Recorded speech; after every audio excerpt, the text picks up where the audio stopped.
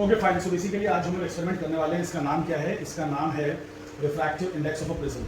तो प्रिज्म जो होता है, प्रिज्म के अंदर जब लाइट घुसती है तो वो टेढ़ी होती है। लाइट घुसने के बाद बेंड होती है, तो बेंड करने की ताकत का नाम ही रिफ्रैक्टिव इंडेक्स है। जब एक मीडियम से दूसरे मीडियम में लाइट जाती है तो कितनी बेंड होगी ये डिपेंड करता है उस मीडियम के रिफ्रैक्टिव इंडेक्स पर। तो जैसे कि फॉर एग्जांपल अगर हवा से पानी में जाएगी लाइट तो पानी में कम बेंड होगी, और हवा से कांच में जाएगी तो ज़्यादा बेंड होगी, हवा से डायमंड में जाएगी तो और ज़्यादा बेंड होगी। तो इसका मतलब हवा से ज़्यादा रिफ्रैक्टिव इंडेक्स पानी का, पानी से ज़्यादा रिफ्रैक्टिव इंडेक्स ग्लास का, और ग्लास से ज़्यादा रिफ्रैक्टिव इंडेक्स डायमंड का।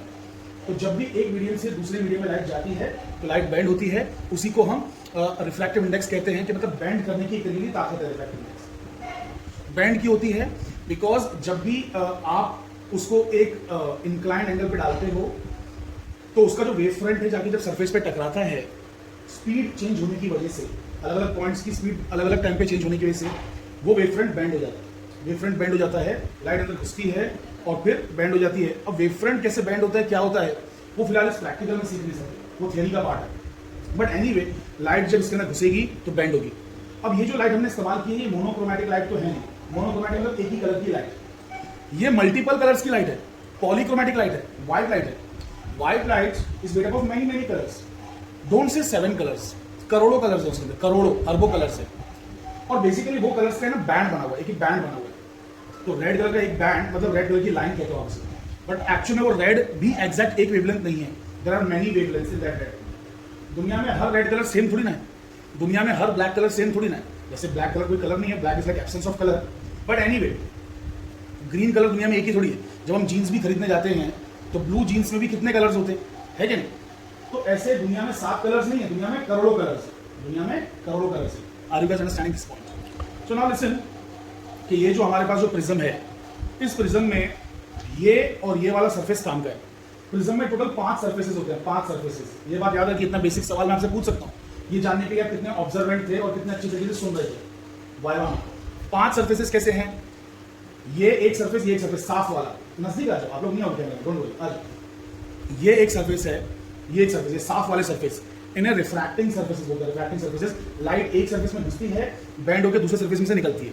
2 साफ वाले सरफेस हो गए, ये वाला है ना, ये 2 हो गए आपके रेक्टेंगल। एक तीसरा रेक्टेंगल इधर है पीछे, मतलब स्क्वायर या रेक्टेंगल टाइप का है पीछे, इसको बोलते हैं बेस। इसको क्या बोलते हैं? बेस बोलते हैं। ये ओपेक है, ये गंदा सा है, ब्लर सा है, नॉट परफेक्टली ओपेक बट गंदा सा है। एक गंदा सरफेस है और 2 साफ सुथरे सरफेसेस हैं, ठीक है। वैसे मैं उंगली लगा रहा हूं, उंगली लगाना नहीं चाहिए, फिंगरप्रिंट्स आ जाते हैं तो बराबर चीजें दिखती नहीं।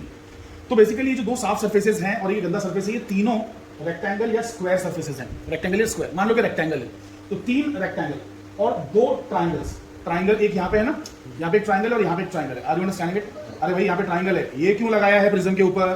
क्योंकि आप जैसे मतलब जो शैतान बच्चे होते हो क्या करते हैं कि इसके साथ खेलते हैं, इसको गिरा दिया तो भाई बचना चाहिए ना ये चीज। Are you understanding it? तो इसलिए सेफ्टी के लिए लगाया। तो ये जो प्रिज्म है, प्रिज्म में 2 ट्रायंगुलर सरफेसेस हैं, 2 ट्रायंगुलर सरफेसेस हैं और 3 रेक्टेंगुलर सरफेसेस हैं। अब ये जो प्रिज्म के जो 2 सरफेसेस ऐसे जाके जुड़ते हैं, 2 रेक्टेंगल ऐसे जुड़ते हैं, तो ये वाला और ये वाला कहलाता है रिफ्रैक्टिंग सरफेसेस। इन्हीं पे लाइट गिरानी होती है, इन्हीं से लाइट देखनी होती है। नीचे का जो सरफेस होता है उसे कहते हैं बेस, ठीक है। ये जो सरफेस है उसे कहते हैं बेस, और ये दोनों रिफ्रैक्टिंग सरफेसेस हैं। बेस पे लाइट नहीं गिरानी होती है। नाउ लिसन वेरी केयरफुली, ये जो जाके ऐसे जुड़े, 2 रेक्टेंगुलर सरफेस जाके जुड़े तो इस तरफ ऐसा ट्राइंगल बन गया ना, इस तरफ ऐसा ट्राइंगल बन गया। ये ट्राइंगल का कुछ तो एंगल होगा, उसे कहते हैं एंगल ऑफ प्रिज्म, और वो इस प्रिज्म के लिए 60 डिग्री है। 60 डिग्री वाला प्रिज्म हमने लिया। और ये एंगल ऑफ प्रिज्म पिछले कुछ एक्सपेरिमेंट, मतलब कुछ एक्सपेरिमेंट के पहले हमने एक्सपेरिमेंट किया था एंगल ऑफ प्रिज्म वाला, उसमें आपने निकाला भी था और आपको 60 आया भी था। एंगल ऑफ प्रिज्म की वैल्यू 60 आई भी थी। अगर आपको याद नहीं तो बात अलग है, बट आप ये एक्सपेरिमेंट कर चुके हैं, 60 डिग्री का एंगल आ चुका ऑलरेडी। तो 60 डिग्री का प्रिज्म है ये। लेकिन प्रिज्म 60 डिग्री का ही हो ऐसा बिल्कुल भी जरूरी नहीं है। प्रिज्म 30 डिग्री वाला भी हो सकता है, 10 डिग्री वाला भी हो सकता है। बहुत पतले पतले प्रिज्म्स भी हो सकते हैं, एकदम पतले प्रिज्म्स, चौड़े प्रिज्म्स भी हो सकते हैं, ठीक है। खैर, तो ये जो 2 साफ सरफेसेस हैं, ये इनका नाम है रिफ्रैक्टिंग सरफेसेस। जहां ये जुड़ रहे हैं वहां एक लाइन बन रही है, वहां एक लाइन बन रही है, आप देख सकते हैं एक लाइन बन रही है, इसे कहते हैं रिफ्रैक्टिंग एज। और जो ये एंगल बन रहा है इसे कहते हैं रिफ्रैक्टिंग एंगल। अब हम इसे पकड़ेंगे और इसे रखने का तरीका सीखेंगे। दोनों एक्सपेरिमेंट में रखने का तरीका अलग है। जब आप एंगल ऑफ प्रिज्म निकालते थे तो आपको ऐसा रखना होता था कि जो रिफ्रैक्टिंग एज है ना, वो सोर्स को देख रही है, सोर्स को देख रही है। सोर्स ये है क्योंकि लाइट यहां से निकलेगी और इसमें गिरेगी, तो जब रिफ्रैक्टिंग एज सोर्स को देखती है तो ये जो दो सरफेसेस हैं ऐसे वाले दो सरफेस ऐसे वाले, दोनों पे लाइट साइमल्टेनियसली गिरती है, दोनों पे लाइट साइमल्टेनियसली गिरती है और लाइट ऐसे रिफ्लेक्ट होती है, लाइट ऐसे रिफ्लेक्ट होती है। तो एक बार आपको यहां से देखना होता है, रीडिंग्स नोट करनी होती हैं, फिर जो यहाँ की लाइट है उसे यहाँ से देखना होता है और रीडिंग्स नोट करनी होती हैं। और जब आप सब्ट्रैक्शन करते हैं तो आपको 2 थीटा की वैल्यू होती है, 2 थीटा जो क्या आती है 120 के आसपास। फिर जब आप उसको 2 से डिवाइड करते हैं तो आपको आता है 60 के आसपास। तो basically 60 is the angle of prism. तो एंगल ऑफ प्रिज्म में ऐसे रखना है। एंगल ऑफ प्रिज्म में कैसे रखते हैं वो आप लोग सीख चुके हैं, रीडिंग्स कैसे लेते हैं आप सीख चुके हैं। अब ये जो एक्सपेरिमेंट है इसमें प्रिज्म कैसे रखना है, तो इसमें प्रिज्म रखने का एक तरीका है। वो तरीका ये है कि आप पहले ये सोच लीजिए, मन बना लीजिए कि आपको राइट पसंद है कि लेफ्ट पसंद है। अरे भाई अलग अलग लोगों की अलग अलग चॉइस होती है, somebody likes right, somebody likes left, so basically right या लेफ्ट, समझ रहे? तो मान लो कि मुझे लेफ्ट पसंद है, लेट्स से, तो मैं क्या करूंगा ना कि देखो अकल लगाओ, लाइट इसमें से निकली, मुझे जो ये जो पॉलीक्रोमेटिक लाइट है, मतलब बहुत सारे कलर्स की लाइट है, व्हाइट लाइट है, व्हाइट लाइट प्रिज्म पे गिरने के बाद निकलने वाली बाहर कलर्स बन के बाहर निकलने वाली है, मुझे वो लेफ्ट में कलर्स देखना है, लेफ्ट में। तो अकल लगाओ, ये जो गंदा सर्फेस है इस पर तो लाइट गिरानी नहीं है, गंदे सर्फेस पे तो लाइट गिरानी नहीं है, लाइट साफ सर्फेस पे गिरानी है। तो साफ सर्फेस उसके सामने रखोगे ना, अरे साफ सर्फेस जब उसके सामने रखोगे तभी तो लाइट बेंड होकर इधर आएगी ना। तो बेसिकली इस तरीके से रखना होता है, समझो। एंगल ऑफ प्रिज्म का एक्सपेरिमेंट नहीं है, एंगल ऑफ प्रिज्म में तो चुपचाप ऐसे रखते थे कि दोनों सर्फेस पे लाइट गिरे और टकरा के ऐसे आ जाए, रिफ्लेक्ट हो, उसमें रिफ्रैक्शन का काम नहीं है, रिफ्लेक्शन का काम है, रिफ्लेक्शन का। लेकिन यहाँ पे हमको रिफ्रैक्शन चाहिए, लाइट अंदर घुसना चाहिए, तब जाके तो डिस्पर्शन होगा। डिस्पर्शन मतलब व्हाइट लाइट अपने कलर्स में बढ़ जाएगी, Are you guys understanding this point? तो इसीलिए साफ वाला सरफेस इसके सामने रखिए, इस लाइट के सामने रखिए, थोड़ा सा टेढ़ा मेढ़ा करेंगे कोई फर्क नहीं पड़ेगा, कलर जो यहाँ आने वाले हैं वो यहाँ आ जाएगी, क्या फर्क पड़ता है, जो यहाँ आने वाली चीज़ है वो यहाँ आ जाएगी। आई होप कि आपको बेसिक बातें समझ में आ रही कि आप इसको थोड़ा टेढ़ा मेढ़ा कर सकते हैं। अबे बिल्कुल ऐसा मत कर देना, ऐसा रखना कि सरफेस के सामने। बात समझ में आई अब सभी?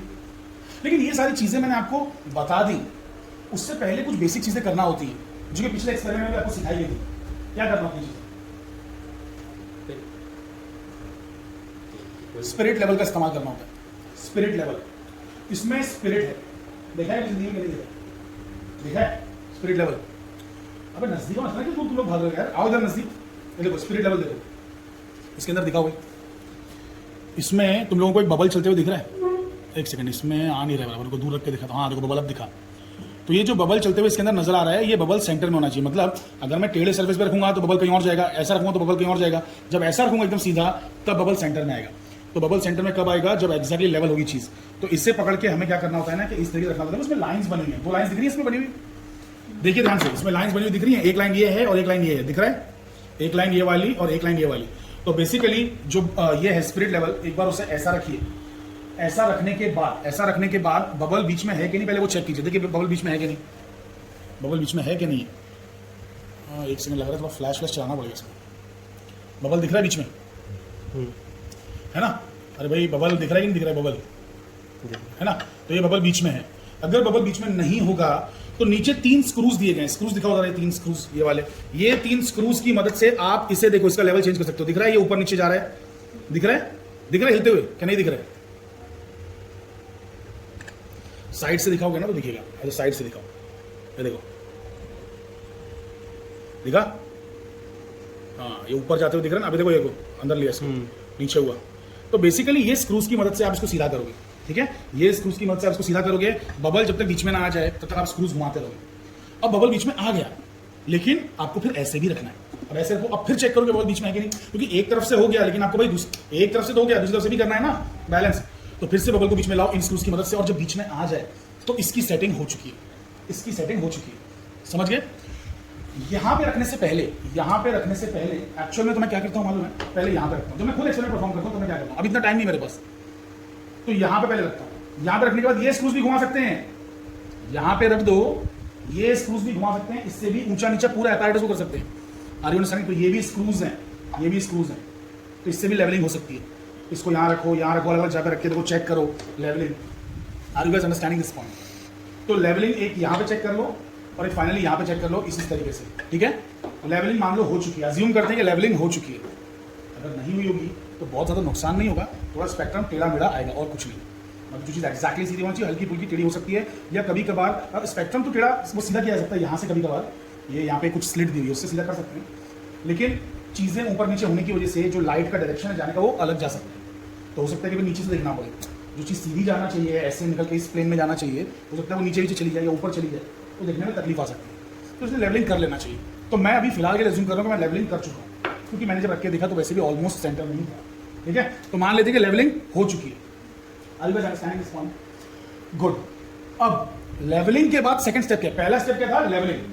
सेकंड स्टेप होता है इसके अंदर से वो वाइट लाइट को देखना, इसके अंदर से वो वाइट लाइट दिखाई देनी चाहिए पहले तो मैं इसको देखता हूं तो मुझे यहाँ पे वाइट लाइट दिख रही है, लेकिन बहुत मोटी सी दिख रही है। पहले तो मुझे सीधा कर दूं, क्योंकि हो सकता है कि कभी ऐसा हो लाइट फिर भी दिखेगी, रिफ्लेक्ट होकर अंदर आएगी ना, लेकिन एकदम ब्राइट नहीं दिखेगी, तो मुझे मालूम है कि गलत जगह देख रहा है वो, तो मुझे उसे सीधी जगह लेके आना है, एकदम सीधा सीधा, एकदम सामने, एकदम ब्राइट हो गया, एकदम ब्राइट हो गया। लेकिन बहुत ही मोटा सा स्लिट है, इतना मोटा स्लिट हमको नीचे को बहुत ही फाइन पतली सी स्लिट चाहिए। तो मैं आपको दिखाने की कोशिश करता हूँ कि कितनी मोटी स्लिट है। शायद देख पाओ, शायद ना भी देख पाओ, कुछ कह नहीं सकते। दिख तो रही है, वैसे मोटी सी स्लिट दिख रही है इसके अंदर।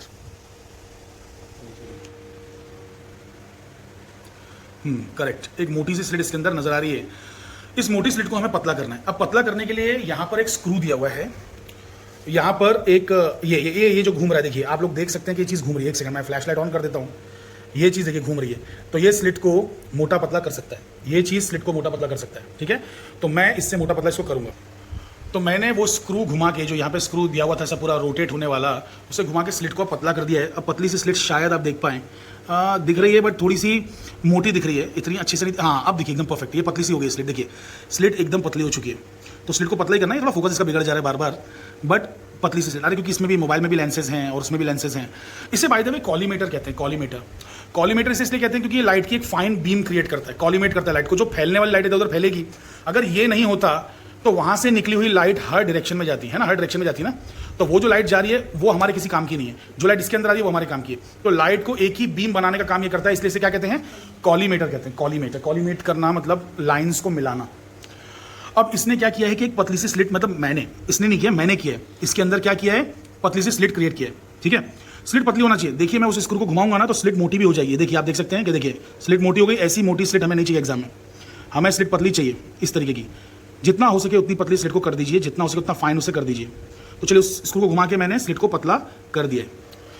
तो नेक्स्ट चीज जो हमें करना है कि भाई स्लिट तो एक बार इसमें से पतली आ गई। अब ये जो टेलीस्कोप है, स्कोप मतलब व्यू देने वाली चीज। टेली मतलब दूर का व्यू, टेली मीन्स दूर, जैसे टेलीफोन, दूर से किसी से बात करना।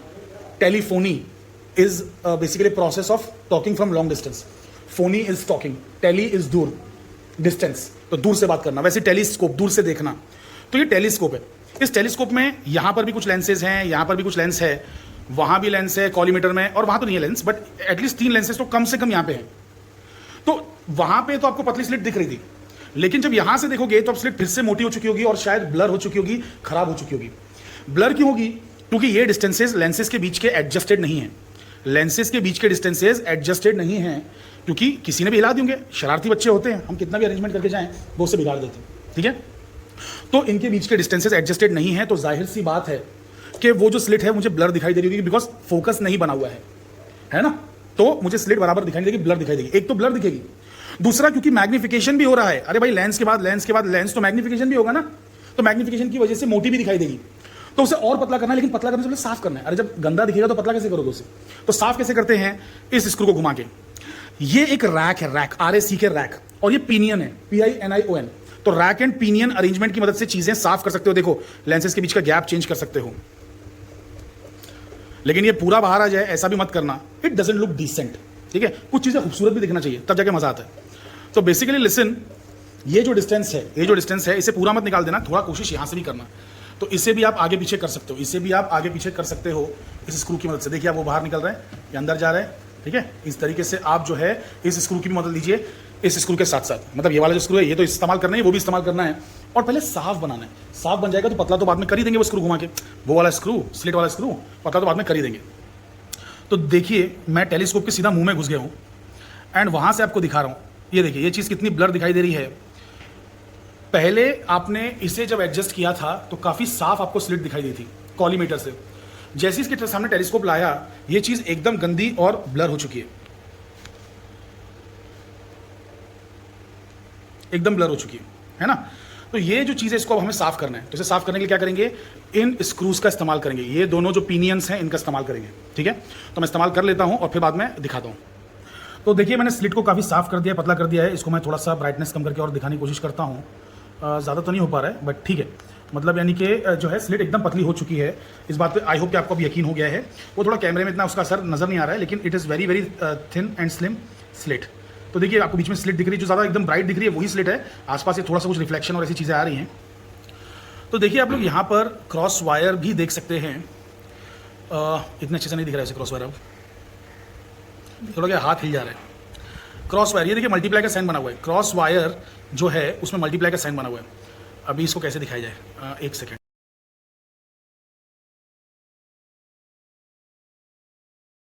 तो डियर फ्रेंड्स, इसके अंदर जो है बेसिकली क्रॉस वायर जो आपको दिख रहा था हल्का फुल्का, वो क्रॉस वायर दरअसल थोड़ा सा टेढ़ा है, मतलब वो मल्टीप्लाई का साइन बन रहा है इसमें।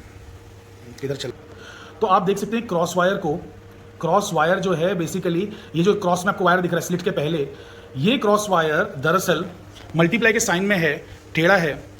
ये क्रॉस वायर यहाँ होता है, यहाँ ये निशाना लगाने के लिए, जैसे कि शार्प शूटर्स अपनी बंदूक में इस्तेमाल करते हैं निशाना लगाने के लिए, वैसे स्लिट पे निशाना लगाने के लिए ये क्रॉस वायर होता है, स्लिट पे निशाना लगाने के लिए। तो ये जो क्रॉस वायर इसमें बंद है, तो इसे अगर आप घुमाएंगे तो वो प्लस साइन बन जाएगा, मल्टीप्लाई से प्लस साइन बन जाएगा। तो मैं इसे प्लस साइन कर देता हूँ, फिर आपको दिखाता हूँ। तो अब जो क्रॉस वायर है मैंने बेसिकली उसे क्या कर दिया है कि प्लस शेप का बना दिया है। इतना नज़र नहीं आ रहा है।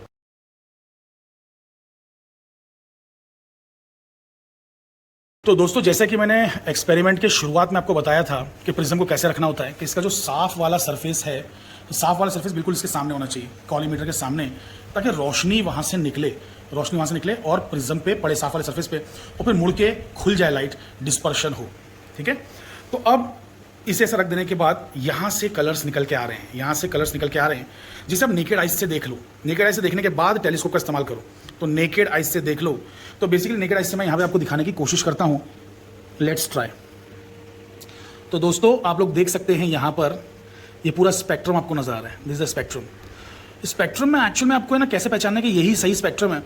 दरअसल आपको है ना कलर्स और भी ज़्यादा दिखेंगे। देखिए मैं थोड़ा नीचे लेके गया, तो अब देखिए आपको ऊपर के साइड पे, नीचे से देख रहा हूँ तो ऊपर की साइड भी कलर्स दिख रहे हैं, शायद ऊपर से देखूँगा तो नीचे की साइड भी कहीं कलर्स शायद दिखे, लेकिन वो सब स्पेक्ट्रम नहीं है। स्पेक्ट्रम क्या है? स्पेक्ट्रम है ये वाला स्पेक्ट्रम है ये।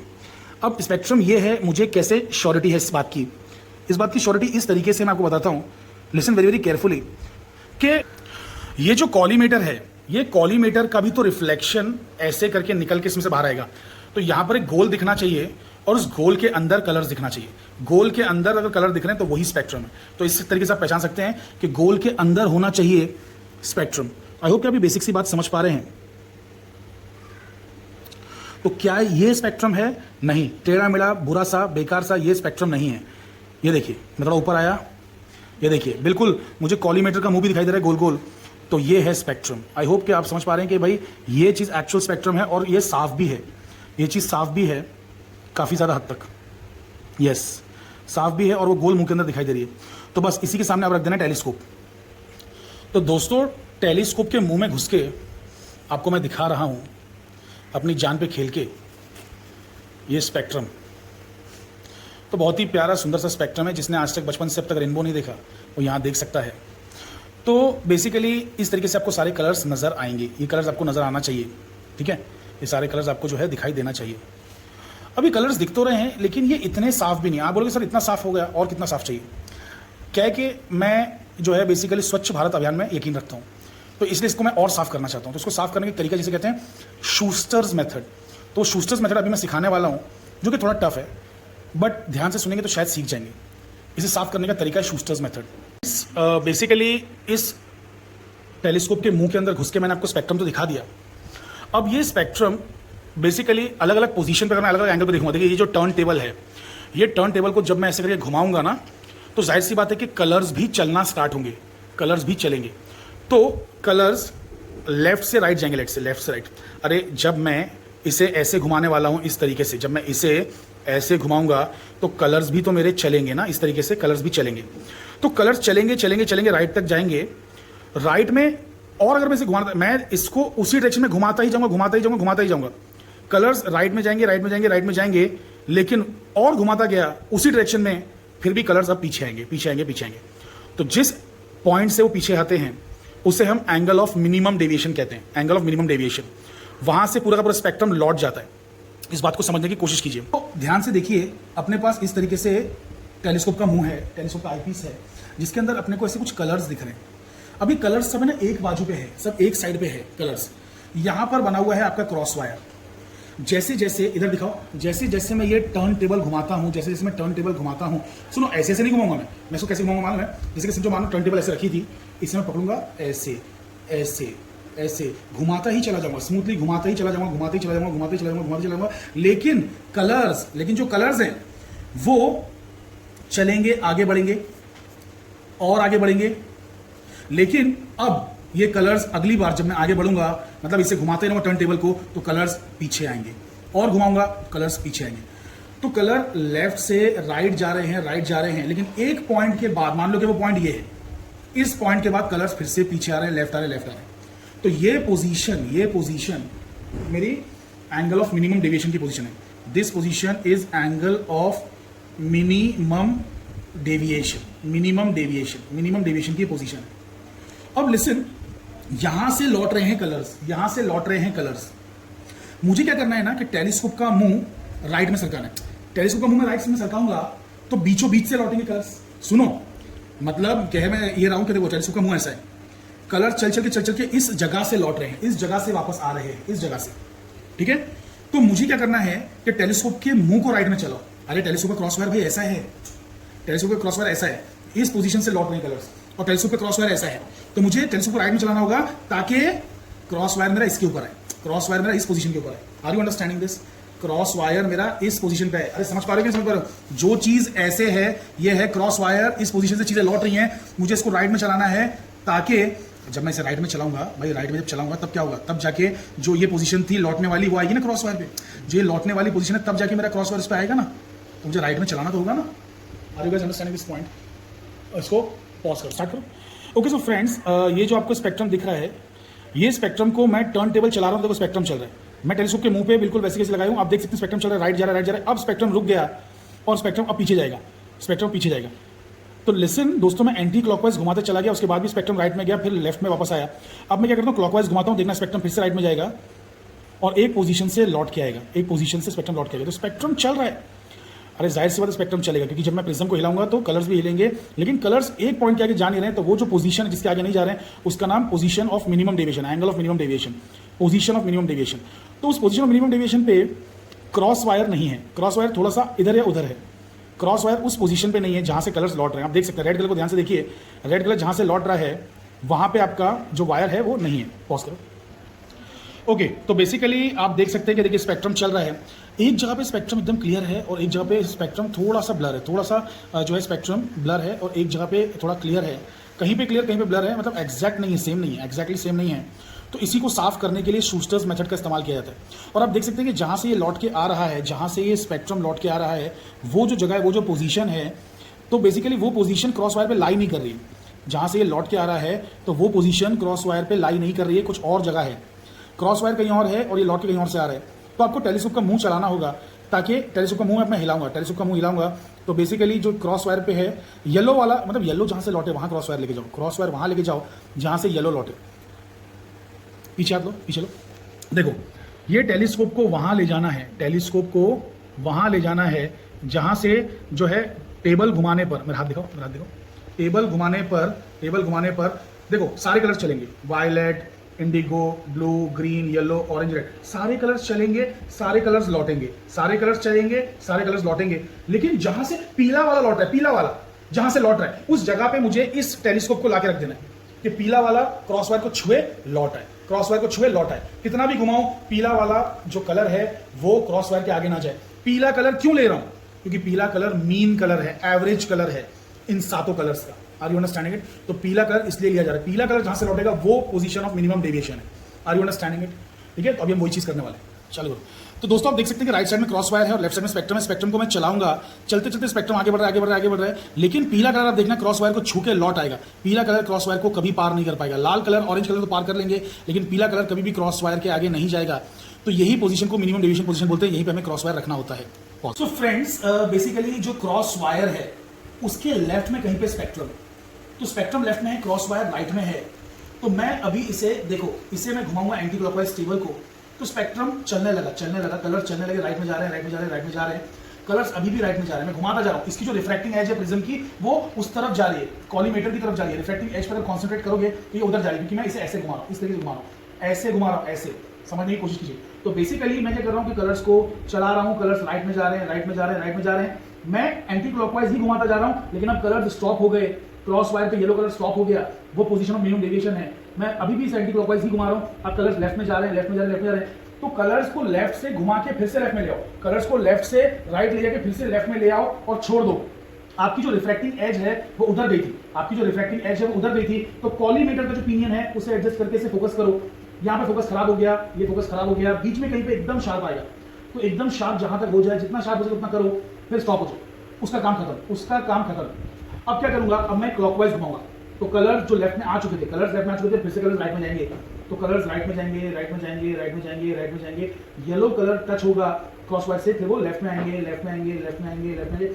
तो मैं एक बार राइट में घुमा, मतलब एक बार एंटी क्लॉकवाइज घुमाया तो कलर्स ऐसे गए, जब क्लॉकवाइज घुमाया तो कलर्स ऐसे लाना, इधर ही ये जो वायर है उसके लेफ्ट में लाना है। तो कलर्स एक बार ऐसे गए, कलर्स एक बार अब ऐसे आए हैं, ठीक है। तो यहाँ पे आने के बाद एडजस्ट करना है। तो आपने देखा कि पहले जब मैं उधर ले गया था, एज उधर गई थी तो उसे एडजस्ट किया था, लेकिन अब मैं ऐसा लाया हूं तो एज इधर आई है, इसे एडजस्ट करना है। तो इसका पिनियन जो टेलीस्कोप पिनियन से एडजस्ट करो, ये ब्लर हो रहा है, इधर ब्लर हो रहा है, बीच में कहीं पे साफ होगा, तो यस यहाँ पे एकदम साफ दिख रहा है। एक बार हो गया, वापस से उधर लेके गया तो लेफ्ट से राइट गए, फिर से लेफ्ट में आ गए, इसे एडजस्ट किया, इधर लेके आया तो कलर्स लेफ्ट से राइट में गए, फिर से लेफ्ट में आ गए, इसे एडजस्ट किया, उधर गया उसे एडजस्ट, इधर गया इसे एडजस्ट, उधर गया उसे एडजस्ट, इधर आया इसे एडजस्ट। तो ऐसा करते करते करते 3-4 बार 5 बार में कलर्स इतने शार्प हो गए हैं कि अब ऐसे मैं कैसा भी घुमा रहा हूँ तो कलर्स जरा भी बेसिकली मतलब ब्लर नहीं हो रहे।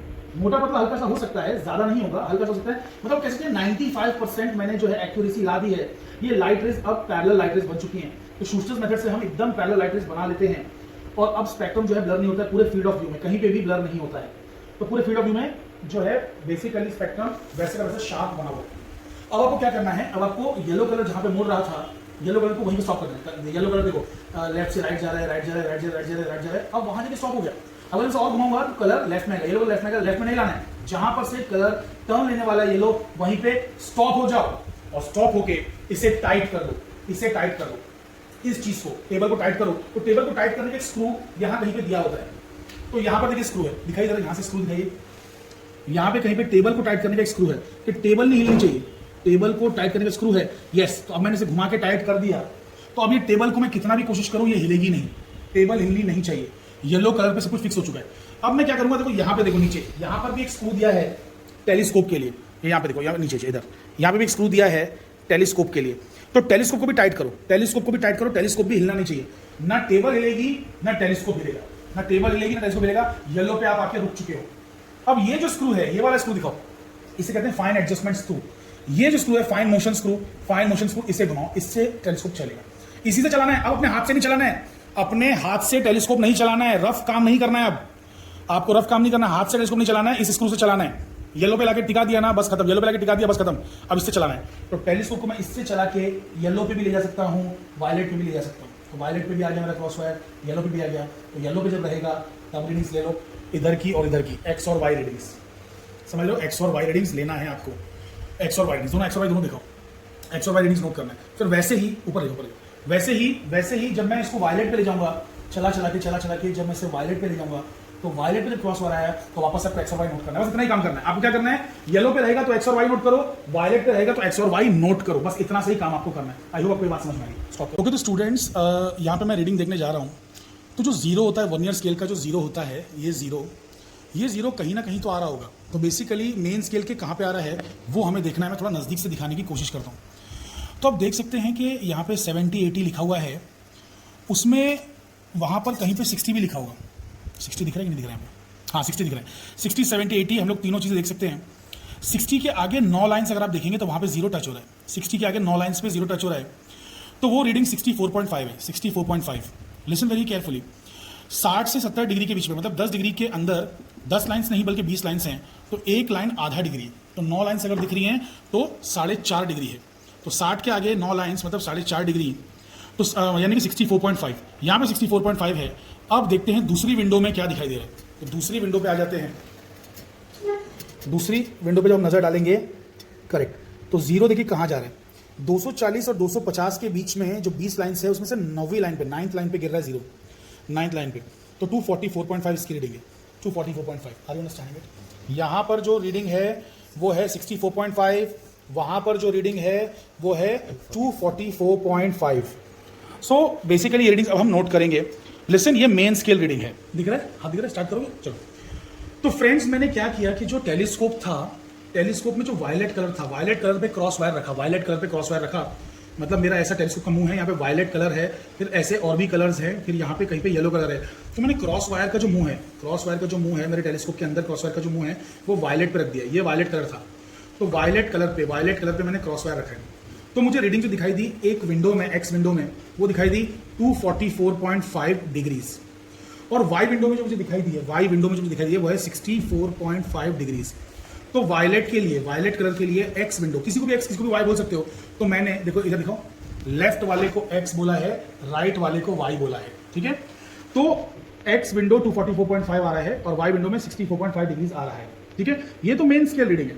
अब वर्नियर स्केल रीडिंग भी निकालनी है, वर्नियर स्केल रीडिंग भी निकालनी है। पॉज करो। तो अभी वर्नियर रीडिंग कैसे निकालेंगे? जो ऊपर के जो 30 रीडिंग्स है ना वर्नियर के, वो 30 में से कोई तो लाइन होगी, शायद 5वीं, शायद 8वीं या 12वीं लाइन या 20वीं लाइन, जो कि नीचे कुछ लाइन से मैच हो रही होगी। तो नीचे की लाइन की रीडिंग तो हो चुकी, वो तो लेना नहीं है, जो मैच हो रहा है वो लाइन लेना है। तो मुझे यहाँ पे नजर आ रहा है कि कुछ 4th लाइन शायद, 4th या 5th लाइन शायद एग्जैक्टली कोइंसाइड हो रही है नीचे की लाइन से। तो 4 minute is the reading, vernier scale reading 4 minute है, 4 minute.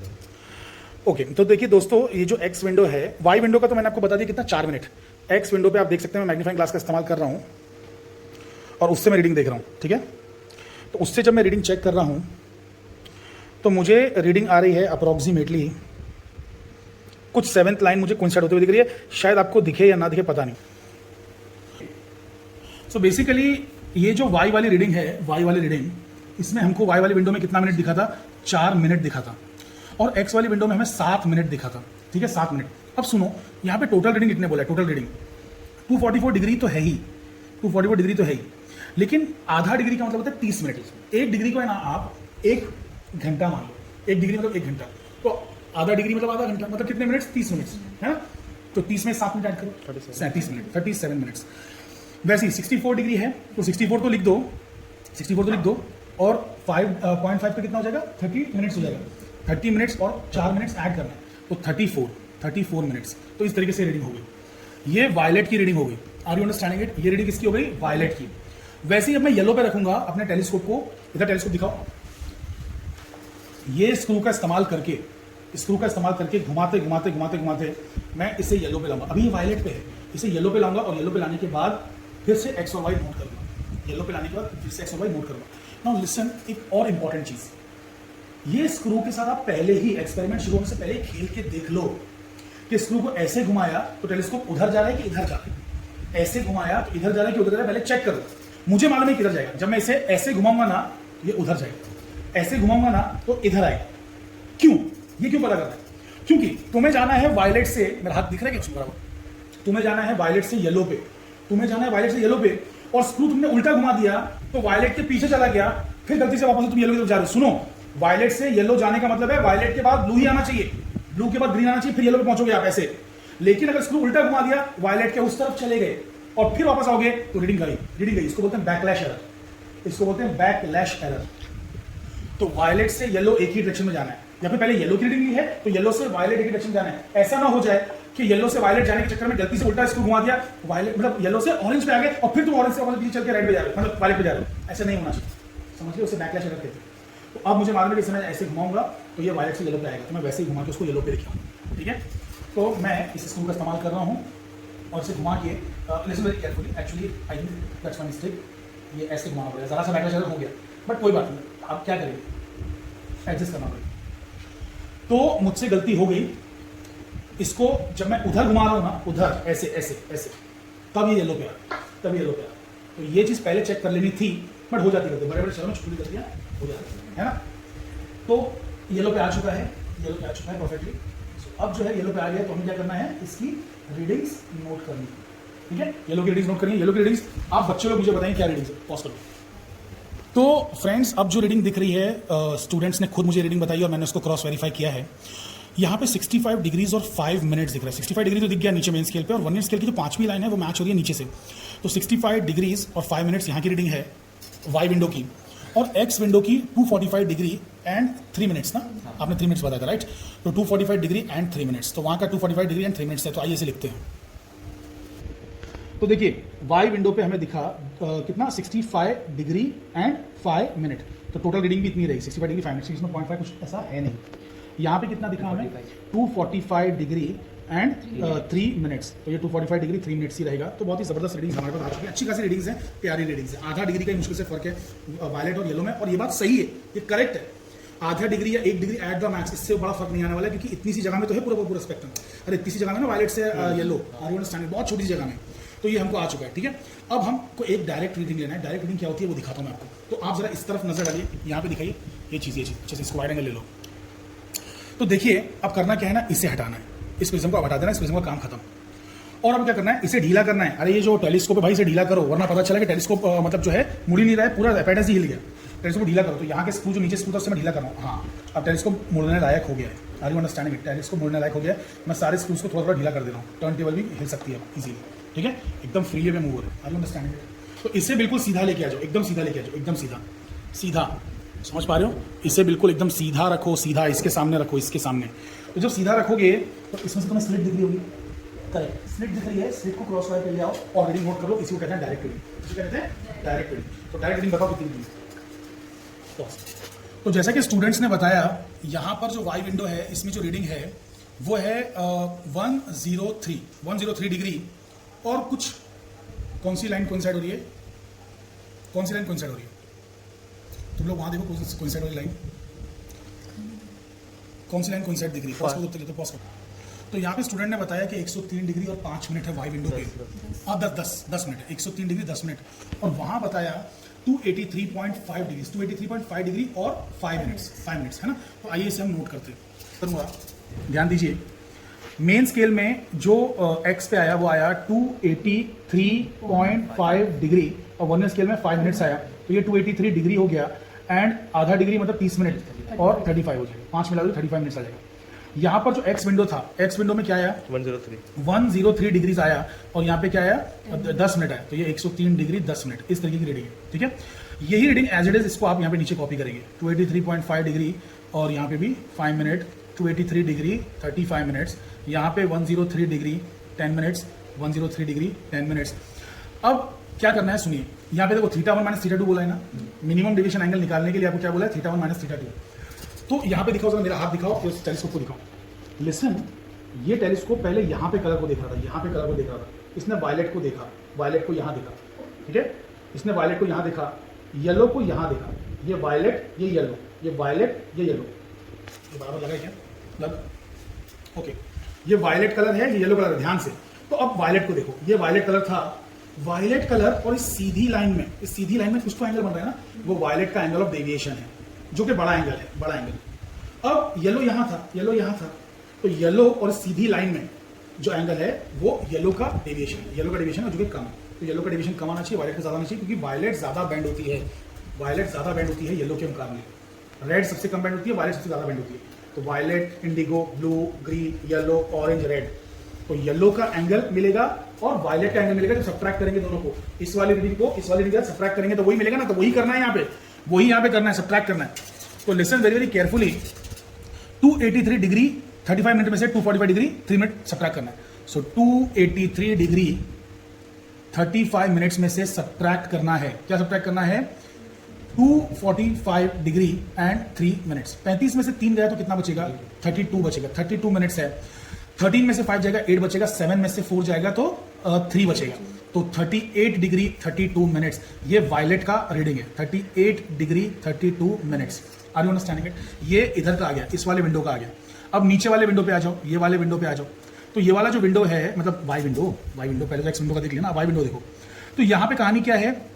103 degree 10 minute, 103 degree 10 minute में से सब्ट्रैक्ट करना है 65 डिग्री और 5 मिनट। तो 10 में से 5 गया तो 5 बचा, 13 में से 5 गया 8 बचा, 9 में से 6 गया 3 बचा, सो 38 डिग्री 5 मिनट्स। तो यहाँ पे आ रहा है 38 degree 5 minutes. Are you guys understanding this?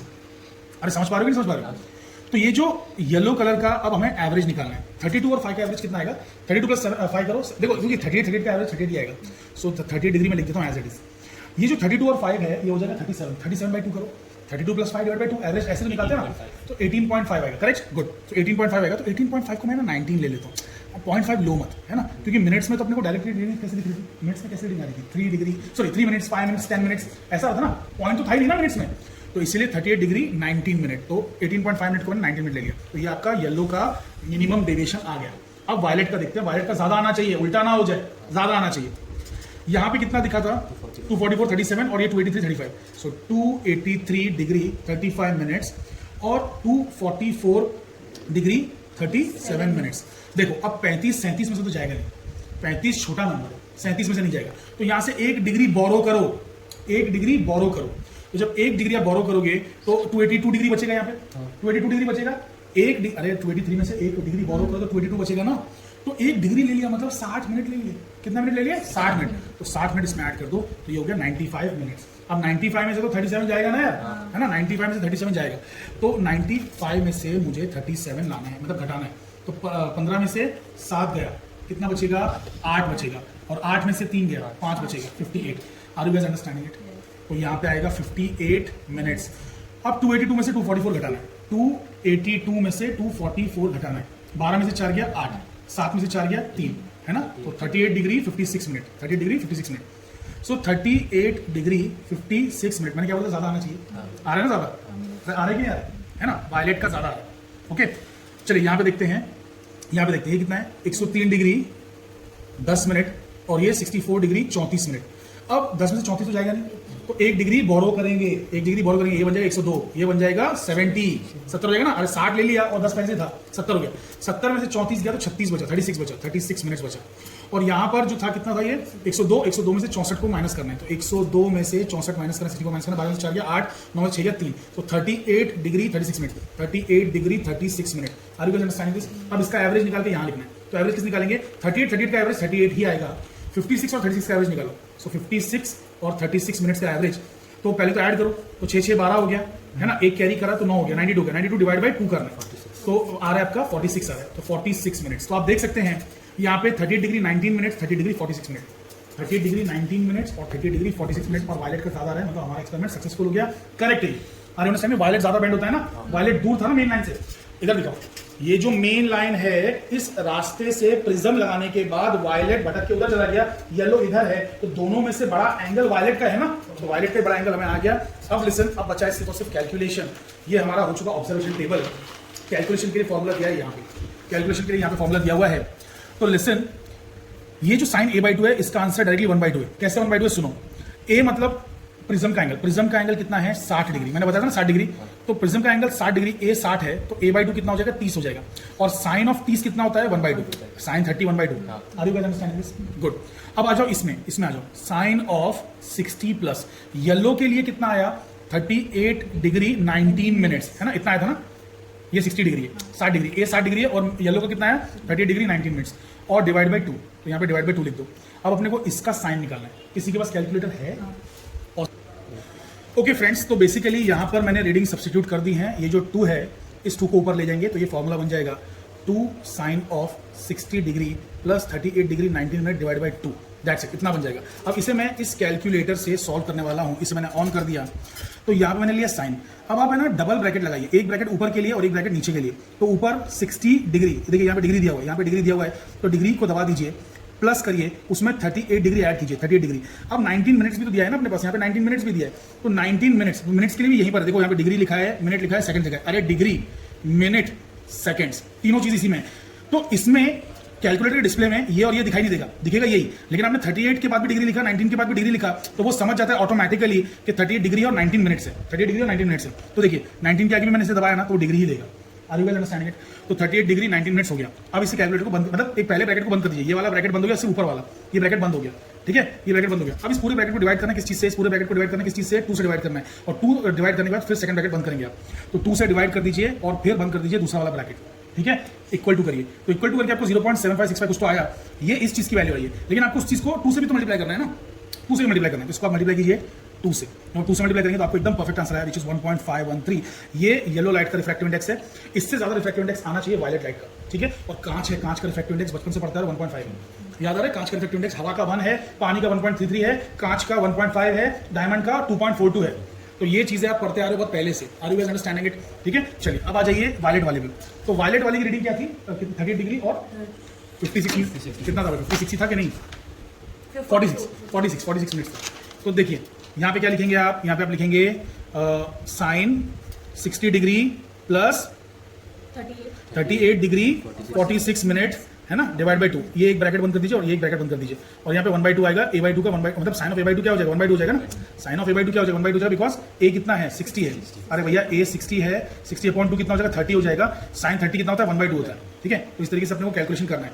तो लिसन वेरी वेरी केयरफुली, यहाँ पे ये 2 ऊपर चला जाएगा तो ये बन जाएगा 2 sine of 60 degree plus 38 degree 46 minute divide by 2, ठीक है, इस तरीके से। अब हम इसको कैलकुलेट कर लेते हैं।